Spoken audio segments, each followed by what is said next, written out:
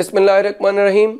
अस्सलाम वालेकुम फ्रेंड्स, मैं आज इस वीडियो लेक्चर के अंदर आपको लेसन नंबर 46 पढ़ाऊंगा।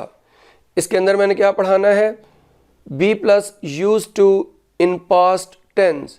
तो आपने हेडिंग लिखना है B plus use to in past tense, lesson number 46। Students, ये आपने जो लेसन नंबर 45 पढ़ा है उसी का पास्ट टेंस है। तो आपको मैं बता चुका हूँ कि बी स्ट्रक्चर में नहीं आएगा, सेंटेंसेस में नहीं आएगा। जब भी किसी हेडिंग के अंदर बी मौजूद हो और उस स्ट्रक्चर को हम पढ़ें प्रेजेंट में, तो वो बी की जगह इज एम आर आता है। अगर पास्ट में पढ़ें तो उसकी जगह वाज वार आता है। तो इधर स्ट्रक्चर में वाज वार आएगा।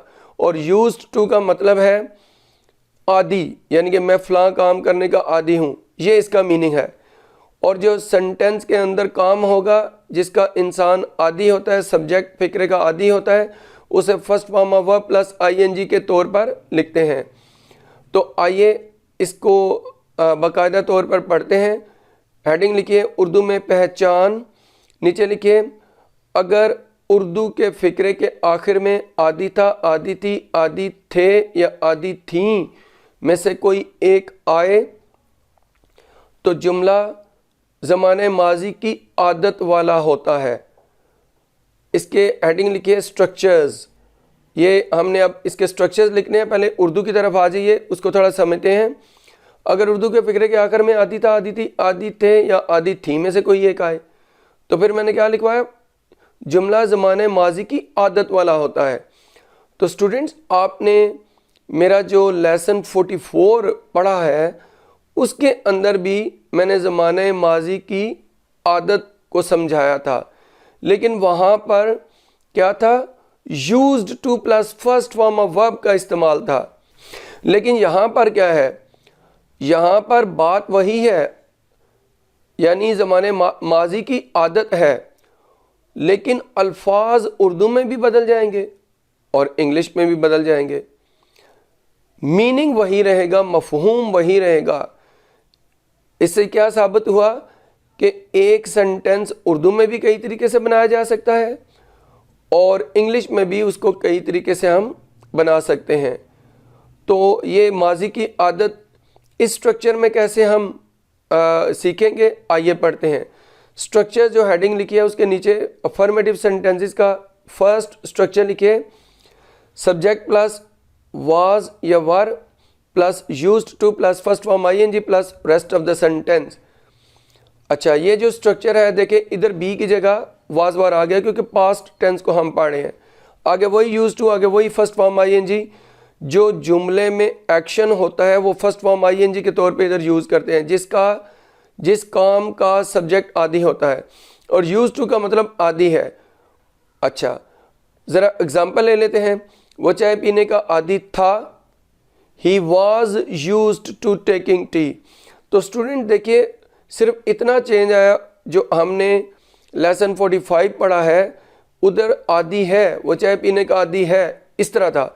और इंग्लिश में सिर्फ इतना चेंज आया कि वाज वर की जगह इज एम आर है। उधर था कि he is used to taking tea, लेकिन इधर क्या है, वाज आ गया। तो बस इतना डिफरेंस है प्रेजेंट और पास्ट में। यानी प्रेजेंट में आदि है, आदि हैं, आदि हो, आदि हूँ, ये 4 निशानियाँ हैं। पास्ट में आदि था, आदि थी, आदि थे या आदि थी, ये 4 निशानियाँ हैं।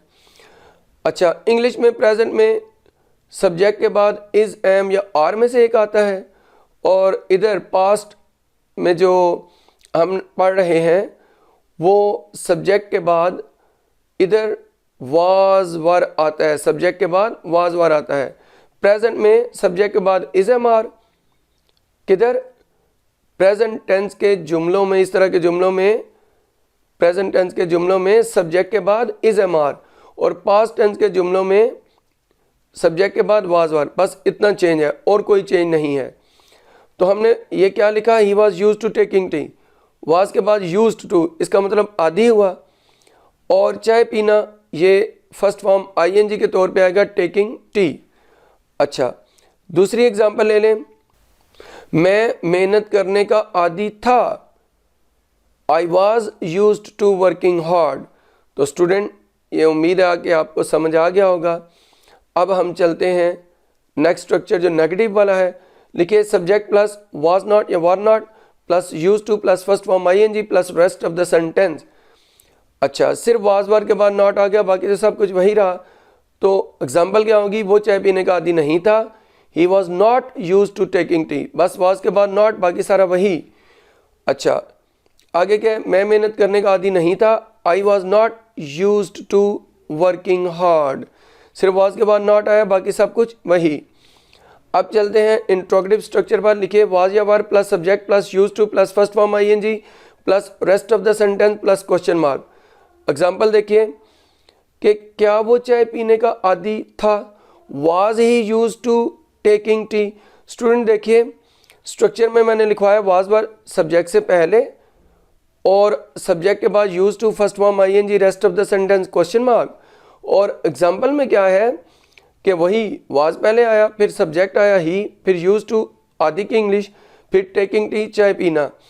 तो स्टूडेंट उम्मीद है ये आपको समझ आ गया होगा। नेक्स्ट हम चलते हैं एग्जाम्पल पर। क्या तुम मेहनत करने के आदी थे। Were you used to working hard. तो स्टूडेंट देखिए ये जो यू है इसके साथ वर आता है, तो शुरू में वर आया, फिर यू, फिर यूज टू और वर्किंग हार्ड। तो स्टूडेंट ये आपने इंट्रोगेटिव सेंटेंस का स्ट्रक्चर और एग्जाम्पल पढ़ी। अब डबल इंट्रोगेटिव के स्ट्रक्चर पर चलते हैं। लिखे वाई व्हेन वेयर हाउ या हुम प्लस वाज या were plus subject plus use to plus first form ING plus rest of the sentence plus question mark. तो स्टूडेंट अब एग्जाम्पल ले लेते हैं। वो चाय पीने का आदी क्यों था। Why was he used to taking tea. सिर्फ वाई आ गया पहले, फिर वाज, फिर सब्जेक्ट, फिर यूज टू और first form ING rest of the sentence. अच्छा, अब नेक्स्ट एग्जाम्पल पर चलते हैं। तुम रात को देर से सोने के आदी क्यों थे। Why were you used to sleeping late at night. तो स्टूडेंट्स ये देखिए कि आपने ये जो एग्जाम्पल देखी है इसमें वाई पहले आया, फिर यू क्योंकि सब्जेक्ट है तो वार आया, तो यू के साथ वार आता है, वार आया पहले, फिर यू आया, फिर यूज टू और फिर आगे स्लीपिंग के बाद बाकी जुमला लिख दिया गया। स्टूडेंट ये इधर तक मैंने आपको स्ट्रक्चर्स और फिर एग्जाम्पल्स ये सब कुछ करवा दिया है। लेकिन अब एक बात करना है कि स्पोकन इंग्लिश में क्या चेंज आता है इस एक्सरसाइज के हवाले से। भाई बहुत मामूली सा चेंज आता है। सिर्फ आपने नेगेटिव सेंटेंसेस में वाज के बाद नॉट को कंट्रैक्ट करके लिखना है, यानी वाज नॉट की बजाय वाजंट और वर नॉट की बजाय वरंट। और इसी तरह नेगेटिव इंट्रोगेटिव सेंटेंसेस में यही होगा कि वाजंट वरंट। ये सिर्फ ज़बानी सुनने आपने सुनिए। वो मेहनत करने का आदी नहीं था। He was not use to working hard. ये रिटन इंग्लिश में चलता है, गो के स्पोकन में भी इसे बोला जा सकता है, लेकिन स्पोकन में प्रेफरेंस दी जाती है वाज और नॉट को कंट्रैक्ट करके बोलने में। आप सुनिए, यह है स्पोकन इंग्लिश का सेंटेंस, he wasn't used to working hard. अब चलते हैं नेगेटिव इंट्रोगेटिव क्या होता है। तुम मेहनत करने के आदी क्यों नहीं थे। Why were you not used to working hard. ये रिटन इंग्लिश में चलता है, गो के स्पोकन में भी बोला जा सकता है, लेकिन स्पोकन में ज़्यादा अच्छा समझा जाता है। ये सुनिए, weren't you used to working hard. तो स्टूडेंट्स ये देखना है आपने कि इधर जो वरंट है यानी वर नॉट को कंट्रैक्शन में करके हमने इधर बोलना है। अच्छा, ये आप नहीं कर सकते कि वर नॉट यू, बल्कि वरंट यू। अगर नॉट को अलग से लिखना तो वो वर यू नॉट वो लिख सकते हैं, बोल भी सकते हैं, लेकिन ज़्यादा अच्छी इंग्लिश है weren't you used to working hard. अब चलते हैं कंफर्मेशन के लिए, जो कंफर्म करते हैं हम क्वेश्चन टैग लगाकर, यानी सामने बैठे शख्स से हम कंफर्म करते हैं अपनी कोई बात करके। वो कैसे की जाती है आप ये सुनिए। He was used to taking tea. वो चाय पीने का आदी था, है ना। सामने वाले बंदे से पूछना है, कंफर्म करना है, तो कैसे कंफर्मेशन होगी। देखिए कॉमे के बाद वाजंट ही क्वेश्चन मार्क। तो स्टूडेंट देखें वाजंट ही का मतलब है ना, आप ये समझ लें इसका मीनिंग। अच्छा देखें वाजंट ही क्यों किया, क्योंकि स्टेटमेंट पॉजिटिव थी। He was use to taking tea, ये पॉजिटिव स्टेटमेंट थी। तो फिर हमने जब कंफर्मेशन की तो वो नेगेटिव हमने उसको बनाकर यानी वाज और नॉट को कंट्रैक्शन में लेकर जाकर हमने वाजंट ही किया। यानी अगर पॉजिटिव स्टेटमेंट तो जो क्वेश्चन टैग होता है वो नेगेटिव बनाते हैं, लेकिन अगर स्टेटमेंट नेगेटिव हो तो क्या होगा, सुनिए। You were not use to working hard, तो मेहनत करने के आदी नहीं थे। अच्छा अब इसकी है ना कैसे करेंगे, कॉमा लगा के वर यू क्वेश्चन मार्क। तो देखिए जब स्टेटमेंट नेगेटिव तो कंफर्मेशन में हमने वर के बाद नॉट को कंट्रैक्शन में नहीं लिखा बल्कि वर यू। तो देखें ये तरीका होता है जो क्वेश्चन टैग हम लगा के कंफर्मेशन करते हैं। आपने ये याद रखना है कॉमा के बाद वर का डब्ल्यू स्मॉल रहेगा। स्टूडेंट ये सब कुछ था। अब हमने प्रैक्टिस करनी है सेंटेंसेस की। लिखिए हेडिंग सेंटेंसेस और प्रैक्टिस, और सुनिए। वो चाय पीने का आदी था, he was use to taking tea. क्या तुम मेहनत करने के आदी थे, were you used to working hard. वो खाना बनाने की आदी नहीं थी, she was not used to cooking food. क्या वो अपने घर को साफ सुथरा रखने के आदी थे, were they used to keeping their house neat and clean. वो गर्मी के मौसम में मेहनत करने का आदी नहीं था, he was not used to working hard in summer season.